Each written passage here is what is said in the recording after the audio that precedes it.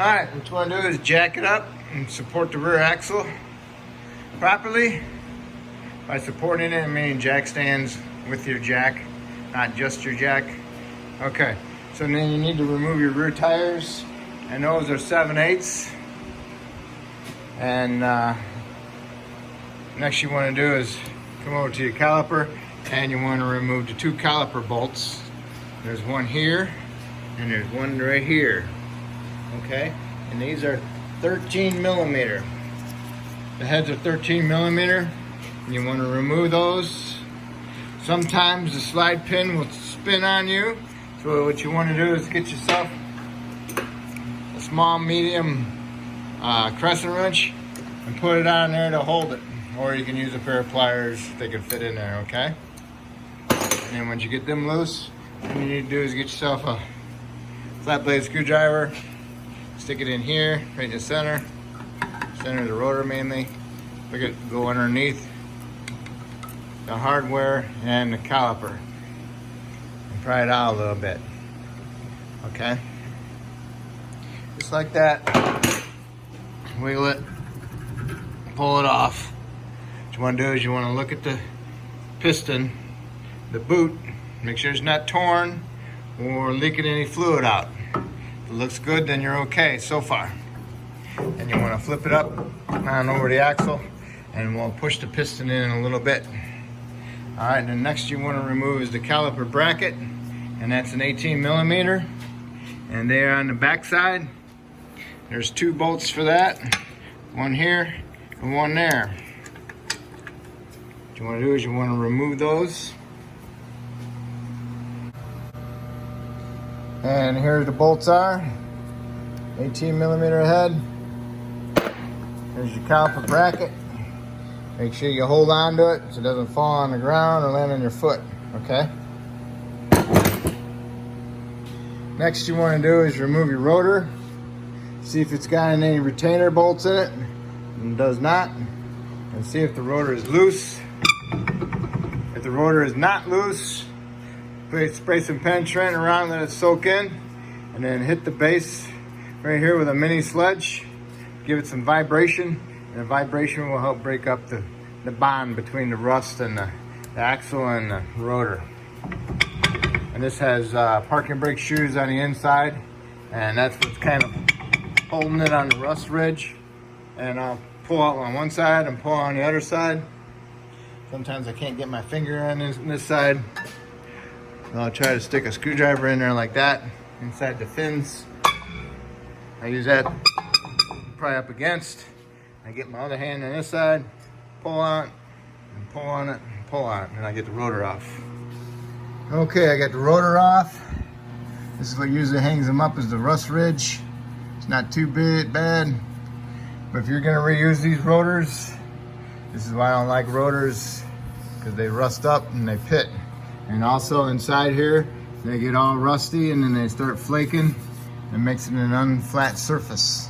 So you should always replace the rotors, get a better brake job. Now if you inspect the axle, it's all rusty. What you need to do is need to clean that up, because you got high and low spots that allow your rotor to wobble like that because of the high spot and low spot. And then they give you a brake pulsation, not a good thing. So you need to get this all cleaned up. And then also you need to clean up your caliper bracket. You need to remove your pads, remove your hardware, your bundle clips, and then you need to clean that surface that's underneath here on the bracket and get all that rust out of there. And also inspect your slide pins, make sure they're free. If they're frozen in there, then you might have to use a little bit of heat to heat it up to help loosen these up. But most of the time, if they're really in there, you have to replace the caliper bracket. And then you might as well just replace the caliper with it. Okay, I got my pads off and I got my hardware out of there, and see how rusty it is in there? When you have rust expands. So what it does is expands against the pads and doesn't allow the pads to move freely. Okay, I got my axle cleaned up. I got my Caliper bracket all cleaned up. So what you want to do is you want to put some paint on it now, spray coat it, let it sit. And while you're doing that, you can take these out and put some new Sil Glide or some brake lube in there. Always get dilated grease mixed up. It's pretty much the same thing. So what you want to do is you want to pull it out, hold on to the boot, and twist the bolt, and it'll come off the little ridge. Okay.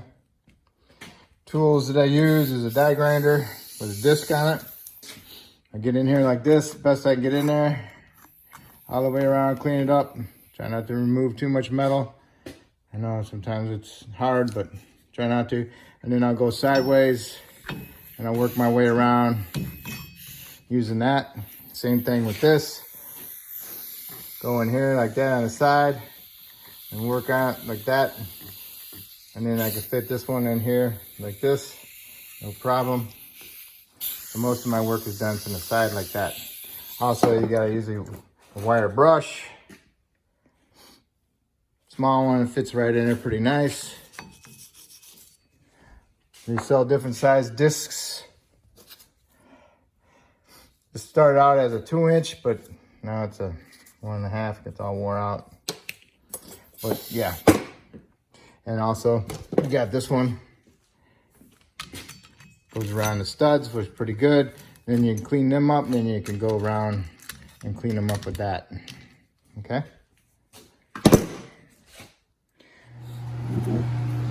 Okay, you got them painted. Pull your slide pins out, wipe them off, put some brake parts lube on them, or some Sil Glide. Do not pack this full of grease or Sil Glide, then you won't be able to push these in all the way. Okay? So basically you want the air in there to, what you do is push them in and then you can twist them. Okay? You want to be able to compress them. If you can't compress them, then there's too much grease in there. Then you need to take them out and get a little screwdriver in there and pick it out. Okay? So now we're gonna push our pistons back in. Okay, you can use a big C-clamp. This is a single piston. You can use a C-clamp. Put your old pad in here, put your C-clamp on it, and use the old pad against the piston and squeeze it together with your C-clamp. Or if you got one of these ratchet tools, which are pretty good, just go like that, and it ratchets. Okay, then you want to take it off, you just flip the ratchet the other direction and then ratchet the other direction. Okay, and it pushes the piston in. I'm doing it one-handed. Okay, if you have resistance pushing the piston in, make sure your line is not kinked. Okay, so if it's kinked, like really severely bad, it will not allow that fluid to go back in. Okay. If you got a lot of dirt in there and debris, just take your screwdriver, scrape it out, and get yourself a big wire brush and brush it out. Okay. You want it fairly clean in there. And before you put your rotor on, you want to put some, I use anti-seize, put a light film anti-seize on here. And then I'll put my rotor on. Also, before you put your rotor on, if you use the new rotors, make sure you spray them down with some soap and water to remove the shipping oil. Or I use glass cleaner. Works out pretty good.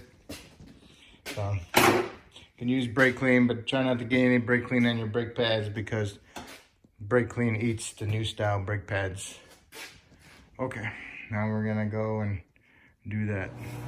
Okay, match your hardware bundle clips together. Make sure they look the same. If they don't look the same, then there might be a reason why. You might have the wrong set. So now you need to install them on your brackets. Make sure they're installed properly. They're all the way down in there. And they look good. The next you need to do is mount your brackets and also verify your pads are the correct pads. And this was the inner one, which has the piston on it, and that's got the squeaker. So match them up. Make sure you put that one on the inside. All right, so now we're gonna mount this. Okay, put your caliper bracket on there. Get the bolts in there, get them started, snug them up, and then you want to torque them to 148 foot-pounds.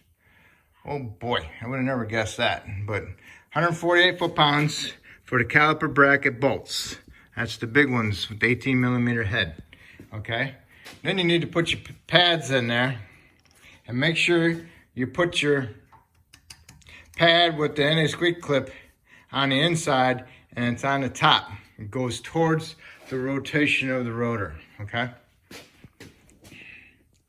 And you put them in there, they act like little springs, so you gotta push them off to the side and make sure you lift them up and push them in place when you're putting your pads in, because sometimes they fall down and they don't wanna allow you to go in there, okay?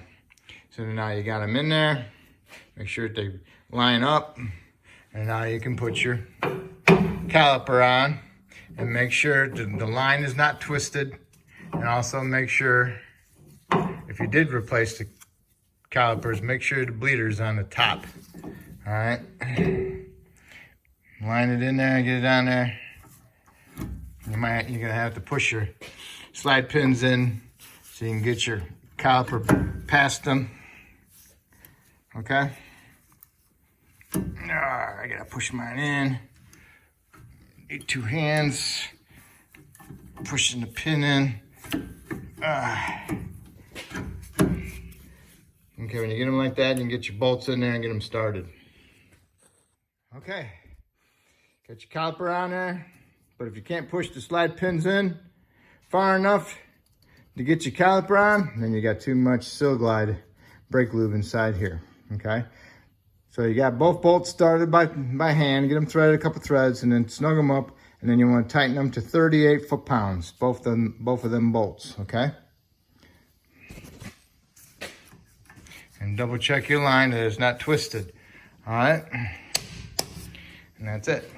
That's how you do your brakes. Next you need to do is put your tire on, torque your lug nuts to 140 foot-pounds. Make sure you've done the other side the exact same way. And when you lower it down on the ground, make sure you go inside. Hit your brake pedal a couple times, make sure you got a firm pedal. Because the reason why you're doing that is because you're pushing the pistons in to hit the back of the brake pad and you're tightening it up. So when you do put it in drive, you'll have brakes. So if you don't pump up your brake pedal before you put it in drive or reverse, you're not gonna have any brakes until that clearance in the piston and the pad are taken up. Okay, so that's how you do your rear brakes. And if I helped you out with this video, that's awesome. Hopefully you can help me out by subscribing. Thank you.